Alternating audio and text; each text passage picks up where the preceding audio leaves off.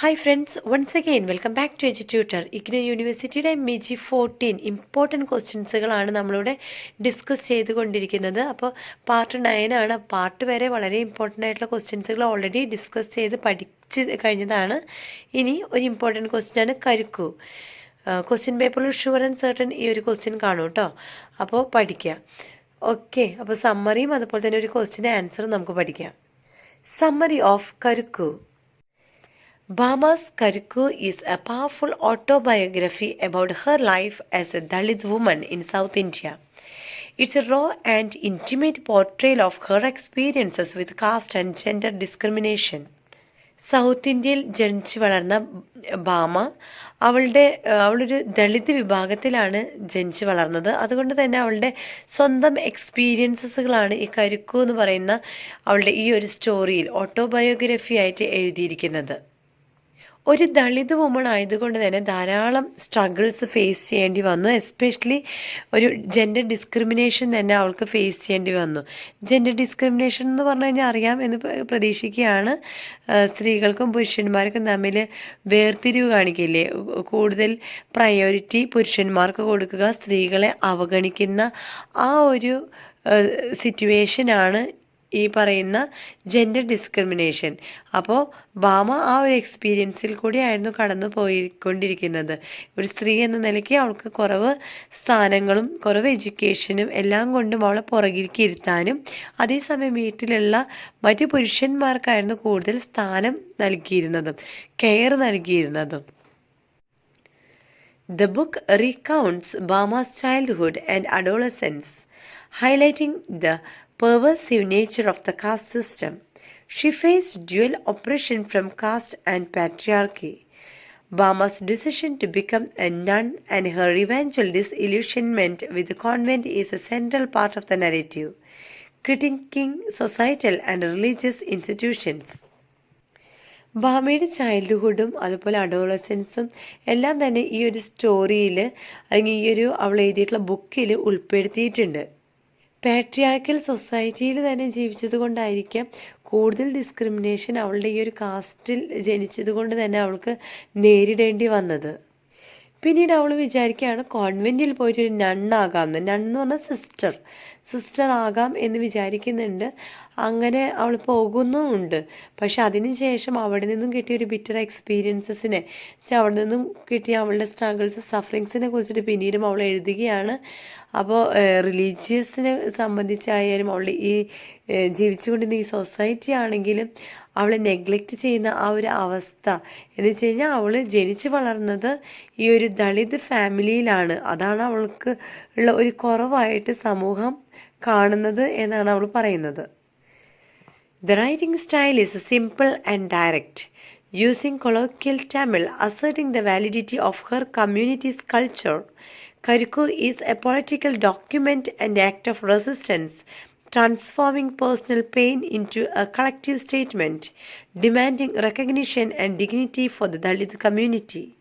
വളരെ സിമ്പിളായിട്ടുള്ള ലാംഗ്വേജിലാണ് ഇവിടെ ഭാമ എഴുതുന്നത്. അത് റീഡേഴ്സിന് മനസ്സിലാക്കാനും അതുപോലെ തന്നെ ഒരു കൊളോക്കിയൽ തമിഴ് ലാംഗ്വേജസിന് മീൻസ് കുറച്ച് വേർഡ്സുകളൊക്കെ അവിടെ ഇവിടെ ഉപയോഗിക്കുന്നുണ്ട്. അതെന്തിനാണെന്ന് വെച്ച് കഴിഞ്ഞാൽ അവളുടെ കമ്മ്യൂണിറ്റിയുടെ കൾച്ചറിനെ ഒന്ന് ഐഡൻറ്റിഫൈ ചെയ്യാനായിട്ടാണ്.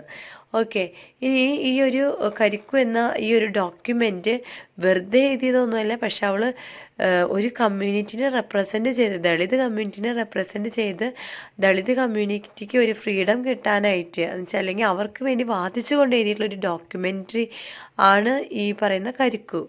അപ്പോൾ സമ്മറി ഇത്രയേ ഉള്ളൂ. നമുക്കിനി ഒരു ക്വസ്റ്റ്യൻ്റെ ആൻസർ പഠിക്കാം. Discuss Bama's Karukku as an autobiographical narrative. Bhama's Karikku is a powerful autobiography that tells the story of her life as a Dalit woman in South India. The book is a raw and intimate portrayal of her experiences with caste and gender discrimination. Karikku translates to Pamira lives, symbolizing the harsh realities of her existence. Dalit woman ആയിട്ടുള്ള ഭാമയുടെ ഓട്ടോബയോഗ്രഫിയാണ് കരിക്കു എന്ന് പറയുന്ന ഈ ഒരു story. South Indian woman ആണ് നമ്മുടെ ഭാമ എന്ന് പറയുന്ന പെൺകുട്ടി. അപ്പോൾ ഈ ഒരു ബുക്ക് അവൾ എഴുതിയതിൻ്റെ മെയിൻ കാരണം എന്ന് പറയുന്നത് അവൾ കാസ്റ്റും ജെൻഡർ ഡിസ്ക്രിമിനേഷനും കുറിച്ച് ലോകം അറിയാൻ വേണ്ടി തന്നെയാണ്. അപ്പോൾ ഈ കരിക്കു ട്രാൻസ്ലേറ്റ് ചെയ്തിട്ടുള്ള മറ്റൊരു വേർഷനാണ് പാമീര ലീവ്സ്. അതെന്തുകൊണ്ടാണ് അങ്ങനെ ഒരു പേര് നൽകാൻ കാരണം എന്ന് വെച്ച് കഴിഞ്ഞാൽ അവളുടെ ജീവിതത്തിലെ അത്രയും ഹാർഷായിട്ടുള്ള ഒരു ലൈഫ് സ്റ്റൈലിനെ കുറിച്ചിട്ട് ചിത്രീകരിക്കാൻ വേണ്ടി തന്നെയാണ് അങ്ങനെ ഒരു പേര് അവൾ നൽകുന്നത്. Bama recounts her childhood and adolescence, highlighting the pervasive nature of the caste system. She faced dual oppression from caste and patriarchy. The narrative is non-linear, mirroring the fragmented nature of memory. Through vivid anecdotes, Bama illustrates how caste discrimination was embedded in everyday life. One of the central parts of the narrative is Bama's decision to become a nun and her eventual disillusionment with the convent. She critiques not only the secular world but also religious institutions, revealing that caste hierarchies existed even within the church.